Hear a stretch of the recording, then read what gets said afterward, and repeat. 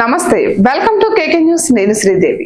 తెలంగాణలో కాంగ్రెస్ పార్టీ అధికారంలో ఉండడంతో పార్టీలో కీలక పదవులను దక్కించుకునేందుకు నేతలు పోటీ పడుతున్నారు. ఇటీవల ప్రకటించిన ఐపీసీసీ అధ్యక్ష పదవి కోసం కాంగ్రెస్ నేతలు అనేక మంది పోటీ పడ్డారు.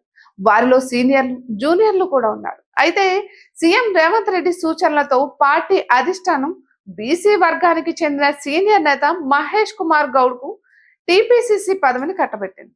దీంతో 2 రోజుల క్రిందట ఆయన టీపీసీసీ అధ్యక్ష బాధ్యతలను చేపట్టారు. ఇప్పుడు పార్టీ వర్కింగ్ ప్రెసిడెంట్ పదవిపై సీనియర్ నేతలు ఆశలు పెట్టుకున్నారు.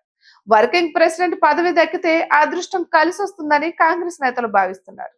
ఇక గతంలో వర్కింగ్ ప్రెసిడెంట్ గా బాధ్యతలు చేపట్టిన వారు ప్రస్తుతం ప్రభుత్వంలో కీలక పదవుల్లో ఉన్నారు. దీంతో వర్కింగ్ ప్రెసిడెంట్ పదవిని దక్కించుకునేందుకు పార్టీలోని సీనియర్, జూనియర్ నేతలు పోటీ పడుతున్నారు.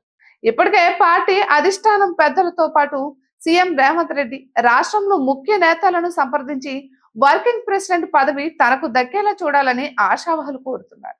ఇక వర్కింగ్ ప్రెసిడెంట్ పదవికి పోటీ ఎక్కువగా ఉండడంతో ఈసారి 3 లేదా 4 వర్కింగ్ ప్రెసిడెంట్లుగా నియమిస్తే బాగుంటుందని పార్టీ నేతలు భావిస్తున్నారని సమాచారం. ఇక రాష్ట్ర విభజన తర్వాత కాంగ్రెస్ పార్టీలో మొట్టమొదటిసారిగా వర్కింగ్ ప్రెసిడెంట్ పోస్టును క్రియేట్ చేశారు. అప్పటి నుంచి వర్కింగ్ ప్రెసిడెంట్ పోస్ట్ లో కొనసాగిన వారంతా ప్రస్తుతం మంచి పదవుల్లో కొనసాగుతున్నారు. మంత్రి, డిప్యూటీ సీఎం స్థానాలతో కొనసాగుతున్నారు. దీంతో కాంగ్రెస్ పార్టీలో వర్కింగ్ ప్రెసిడెంట్ పదవి దక్కించుకోవడం అంటే అదృష్టాన్ని వెంట పెట్టుకుని ప్రయాణించడమేనన్న సెంటిమెంట్ బలపడింది. ఇక తెలంగాణ ఏర్పడిన తరువాత పార్టీ తొలి వర్కింగ్ ప్రెసిడెంట్ గా ఉత్తమ కుమార్ రెడ్డి బాధ్యతలు చేపట్టారు.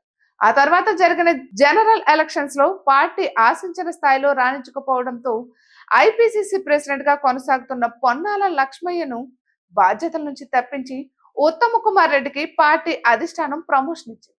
దీంతో పొన్నాల స్థానంలో ఉత్తమ్ టీపీసీసీ అధ్యక్ష బాధ్యతలు చేపట్టారు. తాజాగా కాంగ్రెస్ ప్రభుత్వంలో ఆయన కీలక శాఖకు మంత్రిగా కొనసాగుతున్నారు. ఇక దీనికి తోడు ప్రభుత్వంలో కీలక వ్యక్తిగా కొనసాగుతున్నారు. ఉత్తమ్ టీపీసీసీ అధ్యక్ష పదవిలో ఉన్న సమయంలో వర్కింగ్ ప్రెసిడెంట్ గా బట్టి విక్రమార్క బాధ్యతలు చేపట్టారు.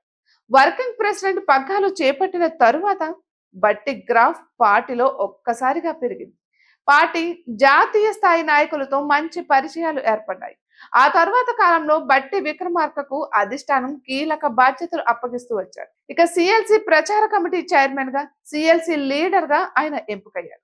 కాంగ్రెస్ పార్టీ అధికారంలోకి వచ్చిన తరువాత ఉప ముఖ్యమంత్రిగా బట్టి కొనసాగుతున్నారు. ప్రభుత్వంలో నెంబర్ 2 స్థానంలో కొనసాగుతున్నారు. అయినా అన్ని వర్గాల వారు వర్కింగ్ ప్రెసిడెంట్ పదవిని దక్కించుకునేందుకు పోటీ పడుతున్నారు.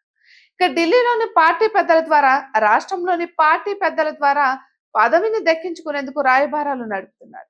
ఇప్పటికే వర్కింగ్ ప్రెసిడెంట్ పోస్ట్ కోసం పోటీ పడుతున్న 20 నుంచి 30 మందికి పైగా నేతల పేర్లు అధిష్టానం వద్దకు చేరినట్లు తెలుస్తుంది. ఇక పోటీ ఎక్కువగా ఉండడంతో అన్ని వర్గాల వారిని సంతృప్తి పరిచేలా కాంగ్రెస్ పార్టీ అధిష్టానం కీలక నిర్ణయం తీసుకున్నట్లు తెలుస్తోంది. ఇటువంటి మరెన్నో వీడియోస్ కోసం కేకే న్యూస్ తెలుగు ఛానల్ ని సబ్స్క్రైబ్ చేసుకోండి.